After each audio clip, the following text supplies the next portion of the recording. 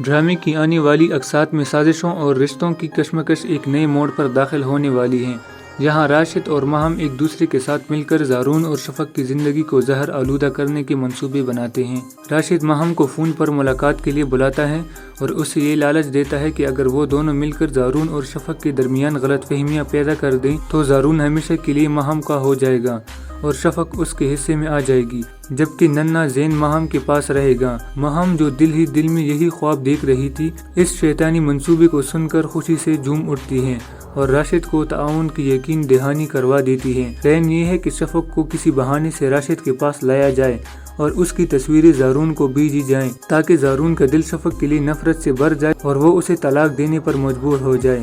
گھر لوٹنے کے بعد ماہم سب کے ساتھ نہایت محبت اور نرمی سے پیش آتی ہے، جسے دیکھ کر عذرا حیران ہو جاتی ہے اور سوچتی ہے کہ شاید زین کی وجہ سے ماہم بدل گئی ہے، مگر حقیقت یہ ہے کہ ماہم کے دل میں انتقام اور ہوس کی آگ بھڑک رہی ہے۔ دوسری طرف راشد کی ماں رومانہ بھی سازشوں کے جال بن رہی ہے۔ وہ ماہم کی ماں معصومہ کے کان بھر رہی ہے کہ شفق نہ صرف زارون بلکہ پورے گھر پر قبضہ کر لے گی اور تمہاری بیٹی ہمیشہ کے لیے بے بس ہو جائے گی۔ شروع میں معصومہ یہ باتیں نظر انداز کرتی ہے، لیکن اب اسے بھی لگنے لگا ہے کہ رومانہ کے الفاظ سچ ہیں۔ یوں کہانی ایک ایسے مقام پر پہنچ گئی ہے جہاں ایک طرف ماہم، راشد اور رومانہ اپنی مکاریوں اور سازشوں سے زارون اور شفق کے رشتے کو برباد کرنے پر تلے ہیں، اور دوسری طرف ناظرین بےتاب ہیں یہ دیکھنے کے لیے کہ کیا سچائی اور محبت ان سازشوں کو ہرا پائے گی یا نفرت اور فریب جیت جائیں گے۔